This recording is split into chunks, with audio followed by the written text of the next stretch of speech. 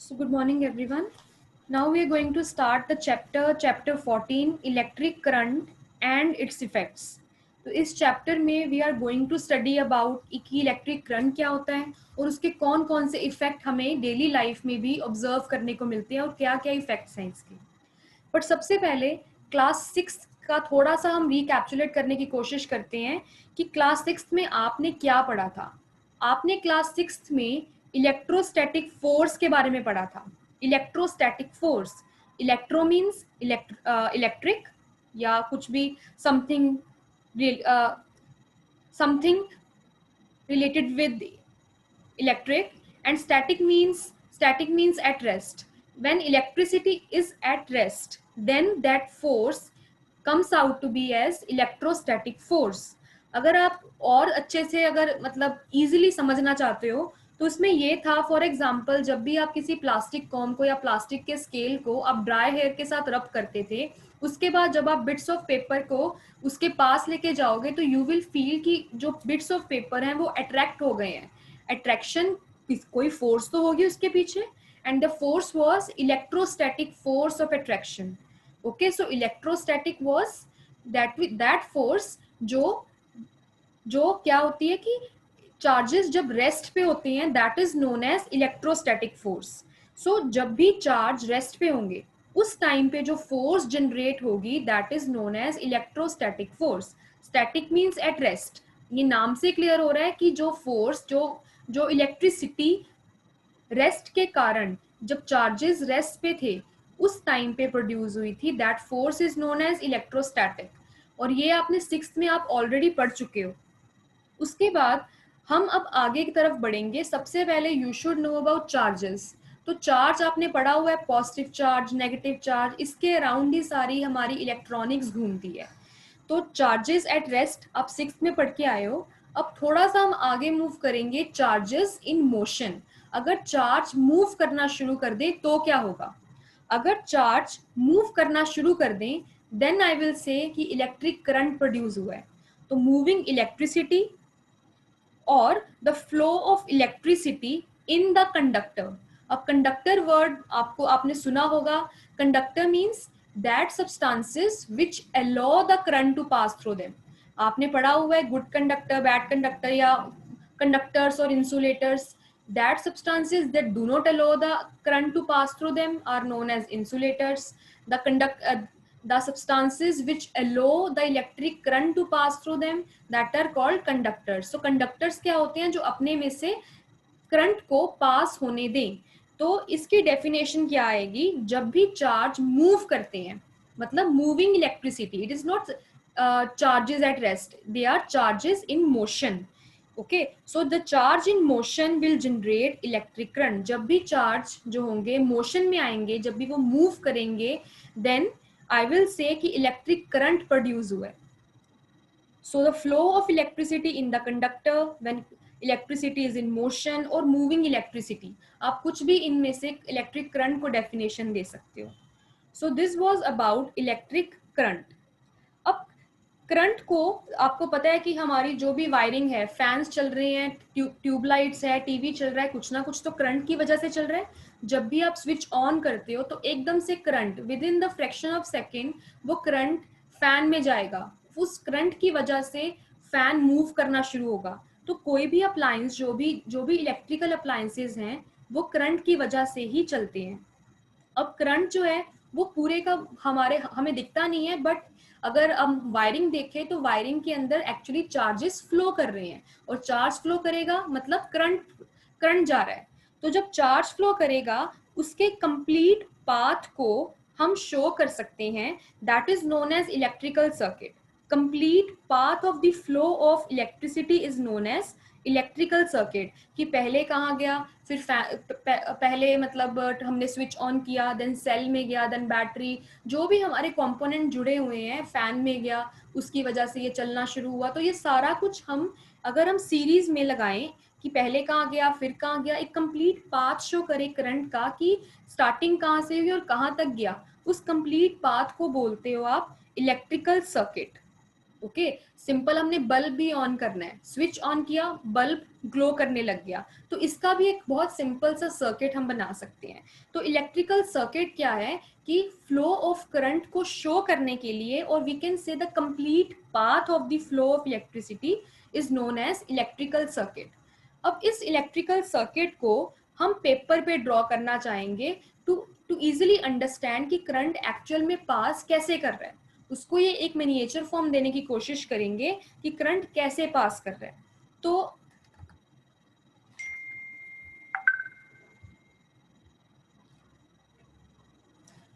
You can see यहाँ पे एक पिक्टोरियल सर्किट डायग्राम बना हुआ है। Pictorial circuit diagram, pictorial means picture form में बना हुआ है। इस सर्किट में एक स्विच था, एक बल्ब है और एक बैटरी लगी हुई है। तो अगर ऐसे बनाओगे, अगर आप सर्किट डायग्राम जो आपके लेफ्ट पोर्शन पे है उसको इग्नोर करके आप राइट पोर्शन पे देखो, सिर्फ pictorial circuit diagram is there, तो उसमें आप देखोगे कि बल्ब बना हुआ है, बैटरी बनी हुई है, स्विच बना हुआ है। दैट इज ऑल्सो करेक्ट, कुछ गलत नहीं है इसमें कि जब स्विच ऑन हुआ, यू कैन सी ये स्विच ऑन ऑफ हो रहा है, जब ये अब ऑन हुआ तो बल्ब ग्लो करने लग गया। एक्चुअली हुआ क्या, जब स्विच ऑन हुआ तो ये जो करंट था बैटरी में से पास होके बल्ब तक पहुंचा और बल्ब ग्लो करने लग गया। तो ये यहाँ पे शो हो रहा है कि करंट की डायरेक्शन क्या है, करंट कैसे फ्लो कर रहा है, ये हमें बताया गया है। That is okay. बट अगर आप पिक्चर फॉर्म में ड्रॉ करो तो आप देखोगे कि बहुत टाइम कंज्यूमिंग प्रोसेस है और बहुत कम्बरसम है। और यू कैन से कि ये वर्ल्ड वाइड लेवल पे सपोज बल्ब हम ऐसे बनाते हैं, मे बी अमेरिका या इंग्लैंड में डिफरेंट काइंड ऑफ बल्ब हो तो डिफरेंट काइंड के बनाएंगे। तो वर्ल्ड वाइड एक सेम चीज रखने के लिए ये जो पिक्टोरियल सर्किट डायग्राम है ये हम थोड़ा सा अवॉइड कर सकते हैं इन हायर क्लासेस। ओके आपने 4th 5th तक पढ़ा होगा, एक बल्ब बना हुआ है, एक स्विच बना हुआ है, वो पिक्चर फॉर्म में था। बट अब जैसे आप बड़ी क्लासेस में जाओगे, जैसे सर्किट और कॉम्प्लेक्स होते जाएंगे, तो दैट इज नॉट रियलिस्टिक कि आप हर एक, सपोज आप फैन चलाना है, अब बल्ब की जगह पे फैन है तो you will not make a fan. Okay तो दैट इज, अब जिसकी ड्राइंग अच्छी नहीं है वो तो बना ही नहीं सकता, उसका डायग्राम अल्टीमेटली वो गलत ही होगा। तो उसको इजी करने के लिए और स्टैंडर्डाइजेशन करने के लिए कि पूरे वर्ल्ड में सेम तरह का डायग्राम ही चले, सर्किट डायग्राम, तो हर एक चीज को, हर एक कंपोनेंट को एक सिंबल का ना एक सिंबल दे दिया गया, एक सिंबल बना दिया गया। बल्ब का अलग सिंबल है, स्विच का अलग सिंबल है, और वो through out the world same चलता है। और हमारे सर्किट डायग्राम्स जो हम इंडिया में बनाएंगे वो बाहर के स्टूडेंट्स भी अच्छे से समझ पाएंगे, या बाहर के डायग्राम्स हम भी समझ सकते हैं। सो हम हर एक अब सिंबल के बारे में डिटेल में पढ़ेंगे कि कौन कौन से सिंबल किस किस कंपोनेंट के लिए यूज होते हैं। तो इलेक्ट्रिकल कंपोनेंट्स बोला जाता है हर एक चीज को जो इलेक्ट्रिकल सर्किट में यूज होती है, whether it is switch, battery, bulb, cell, कुछ भी अगर आप यूज करो देन उसको हम इलेक्ट्रिकल कंपोनेंट्स बोलते हैं। और इलेक्ट्रिकल कंपोनेंट्स को के सिंबल्स अब हम स्टार्ट करने वाले हैं। तो नंबर 1 सिंबल इज दिस, आप अपनी बुक पे भी साथ में देख सकते हो। ऑन पेज नंबर 161 एक टेबल बना हुआ है, यहाँ पे क्या है, इलेक्ट्रिक सेल। आपने सेल देखा हुआ है जो नॉर्मली क्लॉक्स में, टीवी रिमोट्स में, जिसको ड्राई सेल बोला जाता है, वो नॉर्मली सेल यूज होता है, that is a cell. Okay तो सेल के 2 टर्मिनल होते हैं, आपको पता है, एक साइड पे पॉजिटिव है, एक साइड पे नेगेटिव है। 2 टर्मिनल्स आर ऑलवेज प्रेजेंट, आप उस पर देख भी सकते हो, एक साइड पे पॉजिटिव साइन बना होगा और दूसरे साइड पे नेगेटिव साइन बना होगा। सो हर एक सेल के 2 टर्मिनल्स होते हैं।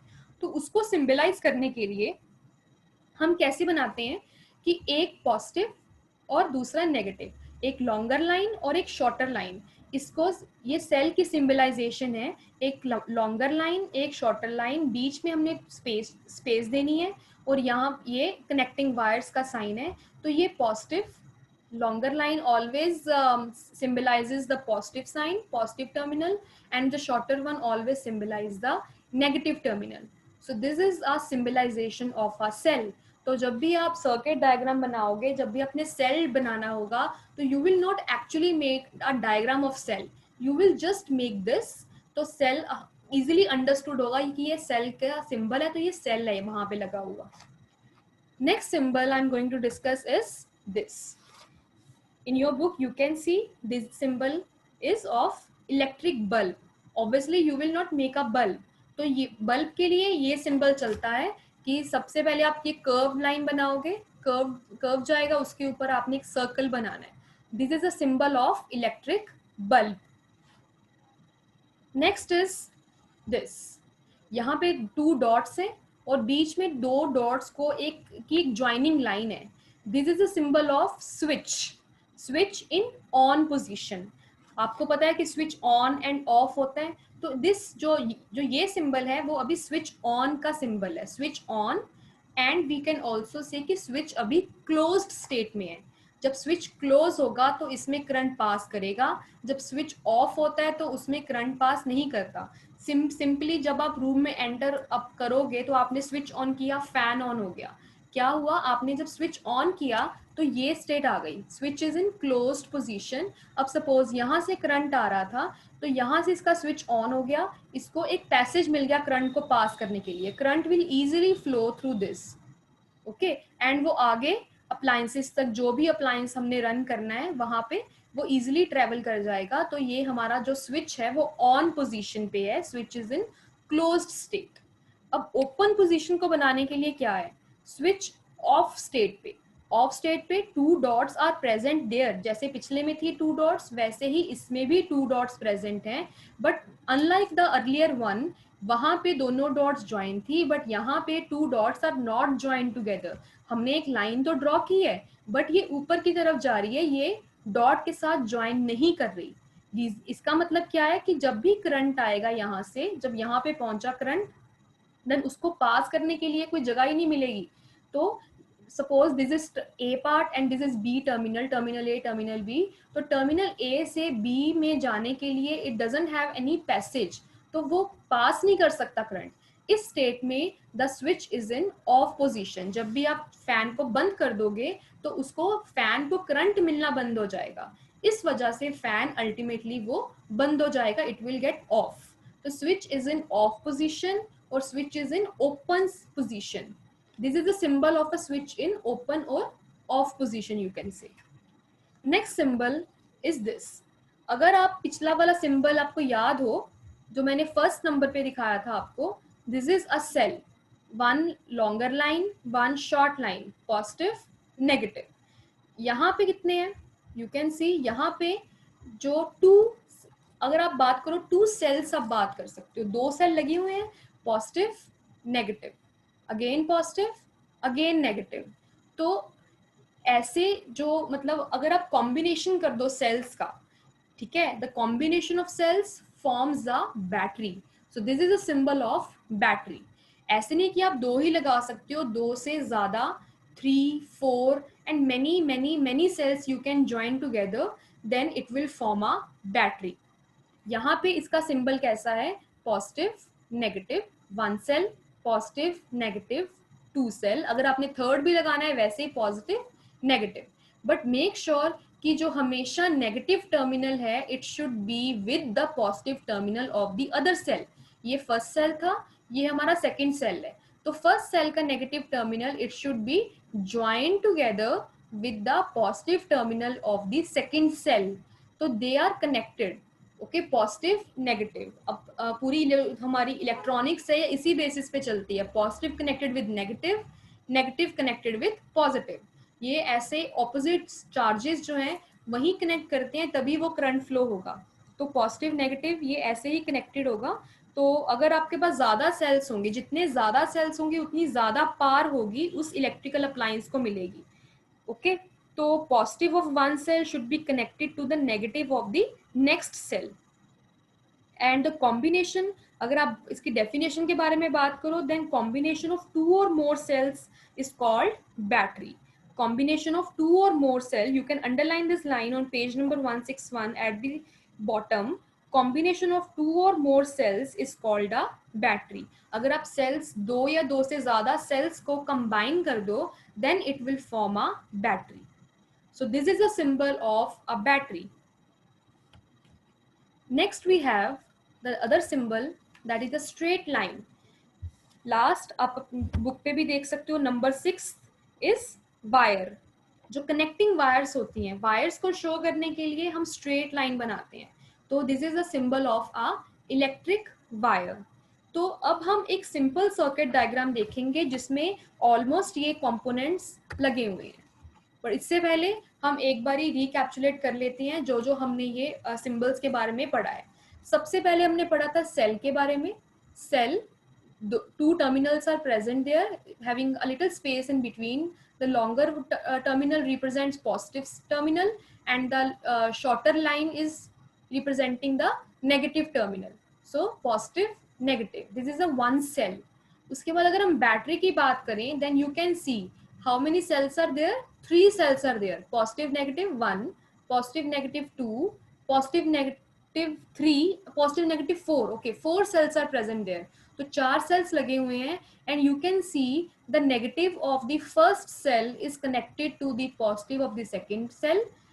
The negative of the second cell is connected to the third, and the third का negative is connected with the fourth cell's positive. So this type of connection should be there in a battery. आप 4 से ज़्यादा, बहुत ज़्यादा number of cells भी join कर सकते हो. So this will form a battery. उसके बाद हमने पढ़ा था switch in off and on position. Switch in on position, 2 dots, joining line, connecting line should be over there. उसके बाद off position पे 2 dots are present, line is also present, but it is not connecting with the second point. First point is not connected with the second point. This is in off position. Next we have studied about the bulb. Bulb की जो आपका symbol है, this is, it is like this, curve करके उसके ऊपर आपने circle लगाना है. So this was all about the symbols of the electric circuit component जो अभी आपको आने हैं. उसके बाद now this is a simple circuit diagram. Circuit diagram मैंने बोला था आपको, सर्किट डायग्राम क्या है, पिक्टोरियल फॉर्म की, या जैसे जो एक्चुअल में हमारे सर्किट वर्क करते हैं, हमारे कंपोनेंट्स जो फैंस हैं, लाइट्स हैं जो चलती हैं, उसको अगर हम पेपर पे ड्रॉ करना चाहते हैं इजी फॉर्म में, देन ये हम सर्किट डायग्राम्स ड्रॉ करते हैं by using these symbols. Now you can see अब कौन कौन से सिंबल्स इसमें यूज हुए हैं जो आपने पढ़े हैं. 2 dots, open state, this is switch in of position, या ये वाला बल्ब का साइन है, और लैम्प, जो मर्जी आप बोल सकते हो इसको. नाउ दिस इज, एक सेल भी बोल सकते हो, बट देयर आर 2 सेल्स और 2 और more cells represents a battery. So this is a battery, switch and lamp. Okay, now current कैसे फ्लो होगा. Current always flows from positive terminal to the negative terminal. कभी ऐसे negative to positive नहीं जाएगा, positive to negative current flow करता है हमेशा. तो यहाँ से करंट फ्लो करना शुरू होगा, पॉजिटिव से जाएगा, it will flow towards it. उसके बाद अगर ये स्विच ओपन स्टेट में है, ऑफ पोजीशन में है, तो ये करंट आगे पास नहीं होगा और हमारा सर्किट कंप्लीट नहीं होगा और ये बल्ब हमेशा ऑफ स्टेट में रहेगा. बट अगर ये स्विच ऑन स्टेट में आ गया, ये स्विच क्लोज हो गया, तो करंट को पास करने के लिए एक पाथ मिल जाएगा. तो करंट पास करेगा यहाँ से और नेगेटिव तक पहुंच जाएगा, और जब भी पॉजिटिव से नेगेटिव में करंट पहुंच गया, देन हमारा सर्किट कंप्लीट हो गया and bulb will glow. So this is a simple circuit diagram. और जो आपको बीच में स्ट्रेट लाइंस दिख रही हैं, they are the symbol of connecting wires. ये वायर्स को सिंबलाइज कर रही है. So this is the simple circuit diagram. Next short में बताना है कि आपको ये, आपने बैटरीज देखी भी होंगी.